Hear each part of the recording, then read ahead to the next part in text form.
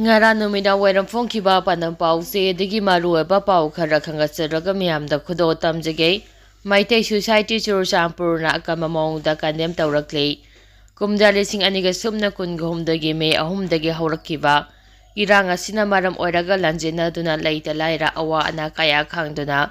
relief camp da lairiba kriti nganba laisang them chai kungani apopa el angau Churchampur Bujinim se security oina mathau toruraga halakpagi lambida chakhangdaba singna haukiba February 5 gi numidangda nomaina kaplambagi thagdok yaningde haina maite society Churchampur da thadorakpa jerol amana haidi jerol asina makha taraduna aramba kaya laiduna se sengdoknabagi tanja pituna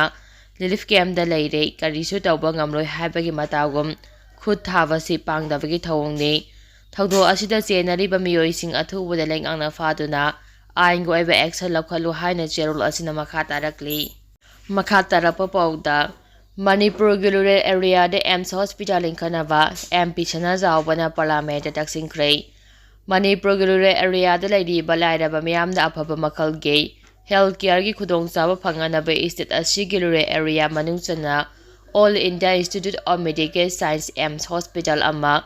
linkapa mathau tai haina Rajya Sabha gi MP ni Thosana Zawbalai sembana parliament taxing cray ngasi phamkiba parliament mi pham da MP Chana Zawbalai sembana Special mission oina pukhaladuna hai leva asige tonga ba mafamsing da atema matam gi manungda AIMS hospital kunga manga rom linkhat pangamkhrei masima prime minister Narendra Modi losing ba endi leingak ke asige singthaningai oiba azoba mai pakpane MP na makha taraduna leva asige miyoi crore chamagani forum laidiba asige healthcare gi mathau tabasing phanganba ngamnaba AIMS gumba hospital chingleba asigi kaching koya thungna hangdoktuna manung hanjinba amadi khungangda lariba miyamgi ana layengda khudong jahannaba honnaba mathau tari masina khungangi lairaba miyoichingda afaba makhalgi ana layengge khudong jaba phanghanba ngamgani Manipurgi oina chu lairiba mishinga yenglubada hauji lairiba medical infrastructure asida awapa kaya laire afaba ana layeng sang masing wapana miyoi kaya ana layenggi damak Atai state singda chapada sel thonggi khudong sadaba kaya mayoknari maram asne istat asigi lairaba miyoi kaya gi ana layeng do khudong saba phanganaba AIMS hospital ama linkapa mathau tai asigoma institute ama thamduna referral hospital oiduna cancer amade atai complex oiba lecture kaya layeng bada khudong sahangani maram asne AIMS hospital ama Manipur Gilure area de linkapinaba MP ni Thosana Zawbalai sembana union government ge pukning chingsingki makha tarakpa pauda JDU gi MLA manga gi disqualification case speaker gi tribunal da final hearing pangthoktuna judgment reserve tawkhrei BJP da yaukraba Janata Dal United JDU gi MLA manga gi mathakta tharakpa disqualification case gi final hearing asi speaker gi tribunal da chathakhiba galona speaker na judgment reserve tawtuna thamkhrei Kumjali sing anige subna kungi angan basarukta pangthokiba tarakani thoi suba Manipur Legislative Assembly ge jene election da JDU gi ticket mai paklaba matung BJP te yaukraba MLA manga adude Thamaiban Kendra gi MLA Khungjam Joy Kisan Wangkai Kendra gi MLA Thangjam Arun Kumar Tipaimuk Kendra gi MLA Ngusaru Sinate Jiribam Kendra gi MLA Amde Asaf Uddin amasung Churchampur Kendra gi MLA LM Khautene JDU gi ticket mai palaga BJP da chongsingkiba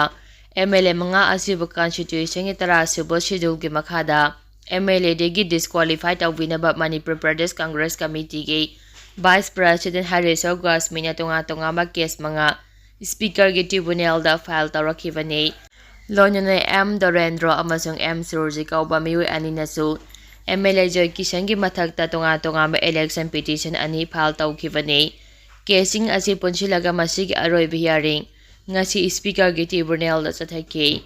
ngasi hearing aduda petition amasung respondent gi councillor singi warol taraba matung pifam thokpa wail adu speaker na reserve tawtuna thamki hearing adugi matangda petitioner gi councillor oliva advocate and bopenda na pamising na phongdokhibada Kumjali sing anige sumna kungani thoida file tawkiba election petition sing asigi final hearing asi pangthoktuna masigi wayel speaker ni reserve tawtuna thamkhrabana MLA manga asigi maraibak speaker ge makhuta leire ꯑꯊꯨꯕ ꯃꯇꯝꯗ ꯑꯆꯨꯝꯕ ꯋꯥꯌꯦꯜ ꯐꯪꯒꯅꯤ ꯍꯥꯏꯕꯒꯤ ꯊꯥꯖꯕꯁꯨ ꯃꯍꯥꯛꯅ ꯐꯣꯡꯗꯣꯛꯈꯤ꯫ ꯃꯈꯥ ꯇꯥꯔꯛꯄ ꯄꯥꯎꯗ ꯀꯪꯒ꯭ꯔꯦꯁꯅ ꯃꯇꯝ ꯑꯃꯍꯦꯛꯇꯗ ꯅꯣ ꯀꯟꯐꯤꯗꯦꯟꯁ ꯃꯣꯁꯟ ꯊꯥꯡꯒꯠꯅꯕ ꯁꯦꯝ ꯁꯥꯔꯦ꯫ ꯀꯦ. ꯃꯦꯘꯆꯟꯗ꯭ꯔ ꯀꯪꯒ꯭ꯔꯦꯁ ꯄꯥꯔꯇꯤꯅ ꯃꯇꯝ ꯑꯃꯍꯦꯛꯇꯗ ꯅꯣ ꯀꯟꯐꯤꯗꯦꯟꯁ ꯃꯣꯁꯟ ꯊꯥꯡꯒꯠꯅꯕ ꯁꯦꯝ ꯁꯥꯔꯦ ꯍꯥꯏꯅ ꯃꯅꯤꯄꯨꯔ ꯄ꯭ꯔꯗꯦꯁ ꯀꯪꯒ꯭ꯔꯦꯁ ꯀꯃꯤꯇꯤ (MPCC)ꯒꯤ ꯄ꯭ꯔꯁꯤꯗꯦꯟꯠ ꯑꯦꯝ.ꯑꯦꯜ.ꯑꯦ. ꯀꯩꯁꯥꯝ ꯃꯦꯘꯆꯟꯗ꯭ꯔꯅ ꯐꯣꯡꯗꯣꯔꯛꯂꯤ꯫ ꯑꯦꯝ.ꯑꯦꯜ.ꯑꯦ. ꯀꯦ. ꯃꯦꯘꯆꯟꯗ꯭ꯔꯅ ꯁꯣꯁꯤꯌꯦꯜ ꯃꯤꯗꯤꯌꯥꯗ ꯊꯥꯒꯠꯂꯛꯄ ꯋꯥꯔꯣꯜ ꯑꯃꯗ ꯚꯥꯔꯠꯇ ꯃꯤꯁꯥꯏꯜꯅ ꯗꯕꯜ ꯏꯟꯖꯤꯟꯒꯤ ꯃꯅꯨꯡꯗ ꯑꯃꯗꯤ ꯁꯨꯡꯁꯣꯏ ꯁꯣꯏꯗꯅ ꯀꯥꯞꯊꯔꯒꯅꯤ ꯍꯥꯏꯕ ꯋꯥꯐꯝ ꯊꯝꯈꯤꯕꯒ ꯂꯣꯏꯅꯅ ꯀꯪꯒ꯭ꯔꯦꯁ ꯄꯥꯔꯇꯤꯅ ꯑꯊꯨꯕ ꯃꯇꯝ ꯑꯃꯍꯦꯛꯇꯗ ꯅꯣ ꯀꯟꯐꯤꯗꯦꯟꯁ ꯃꯣꯁꯟ ꯊꯥꯡꯒꯠꯅꯕ ꯁꯦꯝ ꯁꯥꯔꯦ ꯍꯥꯏꯈꯤ꯫ ꯃꯈꯥ ꯇꯥꯔꯛꯄ ꯄꯥꯎꯗ ꯁꯨꯄ꯭ꯔꯤꯝ ꯀꯣꯔꯠꯇ ꯀꯦꯁ ꯊꯦꯡꯅꯕꯗ ꯁꯦꯜꯒꯤ ꯃꯇꯦꯡ ꯑꯣꯏꯅꯕ ꯆꯦꯔꯤꯇꯤ ꯁꯣ ꯄꯥꯡꯊꯣꯛꯂꯒꯅꯤ꯫ ꯃꯤꯌꯥꯝꯅ ꯃꯇꯦꯡ ꯄꯥꯡꯕꯤꯌꯨ ꯑꯥꯝꯖꯨ (ꯏ.ꯖꯤ.ꯑꯦꯝ) ꯀꯨꯝꯖꯥ 2019ꯒꯤ ꯃꯦ 3ꯗꯒꯤ ꯊꯣꯛꯂꯛꯈꯤꯕ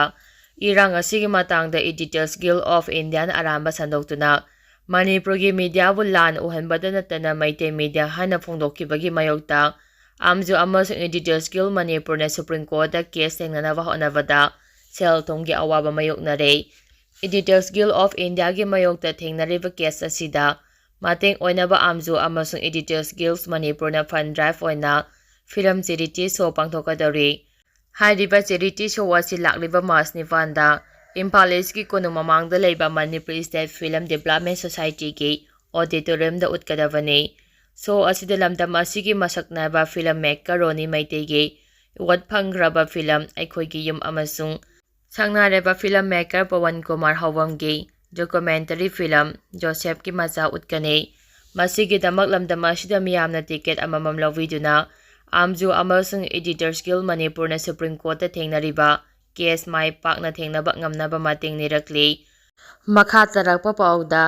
ꯀꯨꯀꯤꯅ ꯈꯨꯠꯂꯥꯏ ꯄꯥꯏꯔꯒ ꯐꯨꯠꯕꯣꯜ ꯁꯥꯟꯅꯕꯗ ꯏꯟꯗꯤꯌꯥ ꯂꯩꯉꯥꯛꯅ ꯌꯦꯡꯗꯨꯅ ꯂꯩꯔꯦ꯫ ꯀꯥꯡꯄꯣꯛꯄꯤꯒꯤ ꯅꯣꯡꯖꯥꯡ ꯀꯤꯞꯖꯦꯡ ꯃꯦꯃꯣꯔꯤꯌꯦꯜ ꯄ꯭ꯂꯦꯒ꯭ꯔꯥꯎꯟꯗ ꯀꯨꯀꯤ ꯃꯤꯂꯤꯇꯦꯟꯠꯁꯤꯡꯅ ꯑꯀꯤꯕ ꯌꯥꯎꯗꯅ ꯈꯨꯠꯇ ꯑꯐꯕ ꯃꯈꯜꯒꯤ ꯈꯨꯠꯂꯥꯏ ꯀꯌꯥ ꯄꯥꯏꯗꯨꯅ ꯐꯨꯠꯕꯣꯜ ꯁꯥꯟꯅꯕꯗ ꯏꯟꯗꯤꯌꯥ ꯂꯩꯉꯥꯛ ꯑꯃꯗꯤ ꯃꯅꯤꯄꯨꯔ ꯂꯩꯉꯥꯛꯅ ꯑꯊꯤꯡꯕ ꯄꯤꯗꯅ ꯌꯦꯡꯗꯨꯅ ꯂꯩꯔꯦ ꯍꯥꯏꯅ ꯗꯦꯜꯂꯤ ꯃꯩꯇꯩ ꯀꯣꯑꯣꯔꯗꯤꯅꯦꯇꯤꯡ ꯀꯝꯃꯤꯇꯤ (DMCC)ꯒꯤ ꯃꯥꯏꯀꯩꯗꯒꯤ ꯄꯦꯟꯗꯕ ꯐꯣꯡꯗꯣꯔꯛꯂꯤ꯫ ꯁꯣꯁꯤꯌꯦꯜ ꯃꯤꯗꯤꯌꯥꯗ ꯀꯨꯀꯤ ꯃꯤꯂꯤꯇꯦꯟꯠꯁꯤꯡꯅ ꯐꯨꯠꯕꯣꯜ ꯃꯁꯥꯟꯅꯒꯤ ꯃꯄꯨꯡ ꯐꯥꯕ ꯐꯤꯖꯣꯜ ꯁꯦꯠ ꯆꯥꯗꯨꯅ ꯁꯥꯟꯅꯕꯨꯡꯗ ꯈꯨꯠꯇ AK ꯔꯥꯏꯐꯜꯁ ꯑꯃꯗꯤ ꯑꯃꯦꯔꯤꯀꯥꯅ ꯄꯨꯊꯣꯛꯄ M ꯁꯤꯔꯤꯖꯒꯤ ꯑꯐꯕ ꯃꯈꯜꯒꯤ ꯈꯨꯠꯁꯨ ꯈꯨꯠꯂꯥꯏ ꯀꯌꯥ ꯄꯥꯏꯗꯨꯅ ꯁꯥꯟꯅꯕꯒꯤ ꯚꯤꯗꯤꯑꯣ ꯑꯃ ꯚꯥꯏꯔꯦꯜ ꯑꯣꯏꯔꯛꯈꯤ꯫ ꯍꯥꯏꯔꯤꯕ ꯚꯤꯗꯤꯑꯣ ꯑꯗꯨꯗ ꯀꯨꯀꯤ ꯃꯤꯂꯤꯇꯦꯟꯠꯁꯤꯡꯅ ꯎꯠꯈꯤꯕ ꯊꯧꯑꯣꯡ ꯑꯗꯨꯅ ꯇꯥꯛꯄꯗꯤ ꯃꯐꯝ ꯑꯗꯨꯗ ꯏꯟꯗꯤꯌꯥ ꯂꯩꯉꯥꯛ ꯑꯃꯗꯤ ꯃꯅꯤꯄꯨꯔ ꯂꯩꯉꯥꯛꯅ ꯅꯤꯡꯊꯤꯅ ꯂꯣ ꯑꯦꯟꯗ ꯑꯣꯔꯗꯔ ꯉꯥꯛꯄꯒꯤ ꯃꯊꯧ ꯄꯥꯡꯊꯣꯛꯇ꯭ꯔꯦ ꯍꯥꯏꯕ ꯇꯥꯛꯄꯅꯤ꯫ ꯃꯈꯥ ꯇꯥꯔꯛꯄ ꯄꯥꯎꯗ IRCS ꯁꯦꯅꯥꯄꯇꯤ ꯕ꯭ꯔꯥꯟꯆꯅ ꯃꯇꯦꯡ ꯄꯥꯡꯈ꯭ꯔꯦ꯫ India Red Cross Society (IRCS) Senapati ꯕ꯭ꯔꯥꯟꯆꯅ ꯊꯥ ꯑꯁꯤꯒꯤ 3ꯗ ꯁꯦꯅꯥꯄꯇꯤ ꯗꯤꯁꯇ꯭ꯔꯤꯛꯀꯤ ꯀꯣꯏꯗꯦ ꯚꯤꯂꯦꯖꯗ ꯃꯩ ꯆꯥꯛꯄꯒꯤ ꯊꯧꯗꯣꯛ ꯑꯃꯗ ꯑꯋꯥꯕ ꯇꯥꯍꯧꯔꯕ ꯏꯃꯨꯡꯗ ꯇꯦꯡꯕꯥꯡ ꯄꯣꯠꯂꯝꯁꯤꯡ ꯈꯨꯠꯁꯤꯟꯅꯈ꯭ꯔꯦ꯫ ꯃꯩ ꯆꯥꯛꯄꯒꯤ ꯊꯧꯗꯣꯛ ꯑꯗꯨꯗ ꯌꯨꯝ 3ꯒꯤ ꯃꯥꯜ ꯁꯦꯜ ꯑꯣꯏꯅ ꯃꯥꯜ ꯆꯥꯡ ꯀꯌꯥ ꯃꯥꯡ ꯇꯥꯛꯈꯤꯕꯒ ꯂꯣꯏꯅꯅ ꯃꯃꯥ-ꯃꯆꯥ ꯐꯤꯚꯝ ꯂꯨꯅ ꯁꯣꯛꯄꯗꯒꯤ ꯔꯤꯝꯁ ꯍꯣꯁꯄꯤꯇꯥꯜꯗ ꯂꯩꯈꯠꯅꯔꯕ ꯃꯇꯨꯡ ꯂꯩꯈꯤꯗꯦ ꯍꯥꯏꯔꯤ꯫ ꯗꯤꯁꯇ꯭ꯔꯤꯛ ꯍꯦꯗꯀ꯭ꯋꯥꯔꯇꯔꯗꯒꯤ ꯀꯤꯂꯣꯃꯤꯇꯔ 90 ꯔꯣꯝ ꯆꯪꯁꯤꯜꯂꯒ ꯂꯩꯕ ꯈꯨꯜ ꯑꯁꯤꯗ IRCS ꯇꯤꯝ ꯑꯃ ꯆꯪꯁꯤꯟꯗꯨꯅ ꯑꯋꯥꯕ ꯇꯥꯔꯕ ꯏꯃꯨꯡꯒꯤ ꯃꯤꯑꯣꯏꯁꯤꯡ ꯎꯅꯈꯤ꯫ ꯂꯣꯏꯅꯅ ꯇ꯭ꯔꯄꯣꯂꯤꯟ, ꯕ꯭ꯂꯥꯡꯀꯦꯠ, ꯌꯨꯝꯒꯤ ꯁꯤꯖꯤꯟꯅꯕ ꯄꯣꯠꯂꯝꯁꯤꯡ ꯌꯥꯎꯅ ꯔꯤꯂꯤꯐꯀꯤ ꯄꯣꯠꯂꯝ ꯀꯌꯥ ꯈꯨꯠꯁꯤꯟꯅꯈꯤ꯫ ꯄꯥꯎ ꯑꯁꯤꯅ ꯍꯥꯏ ꯚꯤꯛꯇꯤꯝ ꯑꯣꯏꯔꯕ ꯃꯤꯑꯣꯏꯁꯤꯡꯒꯤ ꯍꯧꯖꯤꯛꯀꯤ ꯑꯣꯏꯕ ꯃꯇꯦꯡ ꯌꯥꯝꯅ ꯃꯊꯧ ꯇꯥꯍꯧꯔꯤ ꯍꯥꯏꯔꯤ꯫